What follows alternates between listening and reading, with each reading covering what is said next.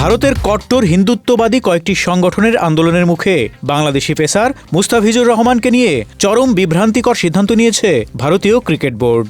বাংলাদেশি পেসারকে ছেড়ে দিতে কলকাতা নাইট রাইডার্সকে নির্দেশনা দেওয়া হয়। পরে আনুষ্ঠানিক ঘোষণা এসেছে কলকাতা নাইট রাইডার্সের পক্ষ থেকেও। ক্রীড়া বিশ্লেষকরা বলছেন, মুস্তাফিজকে আইপিএল থেকে বাদ দেওয়ার ঘটনাটি কেবল একটি খেলোয়াড় বাদ পড়া নয়, বরং ভারতীয় ক্রিকেট বোর্ডের মানসিকতা, ক্ষমতার রাজনীতি ও ক্রীড়ানৈতিকতার সংকটকে উন্মোচিত করেছে।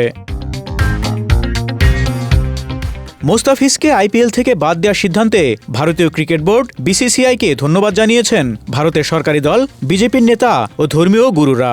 বিজেপি নেতা সঙ্গীত সোম বলেছেন, এটি পুরো ভারতের হিন্দুদের জয়। প্রসঙ্গত, বাংলাদেশের হিন্দুদের উপর নির্যাতন হচ্ছে এই অভিযোগ তুলে ভারতের কয়েকজন রাজনৈতিক ও ধর্মীয় নেতা গত কয়েকদিন ধরে আইপিএল থেকে মুস্তাফিজ সহ বাংলাদেশি খেলোয়াড়দের নিষিদ্ধ করার দাবি তুলেছিলেন।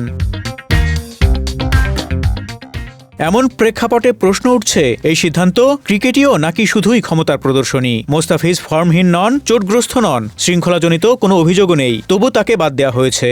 এতে স্পষ্ট হয় এই সিদ্ধান্ত ক্রিকেটীয় যুক্তির চেয়ে রাজনৈতিক ও প্রভাবের রাজনীতিতেই বেশি নির্ভরশীল। আইপিএলকে বিশ্বের সেরা লিগ বললেও বাস্তবে এটি বিসিসিআই এর ইচ্ছার মাঠ।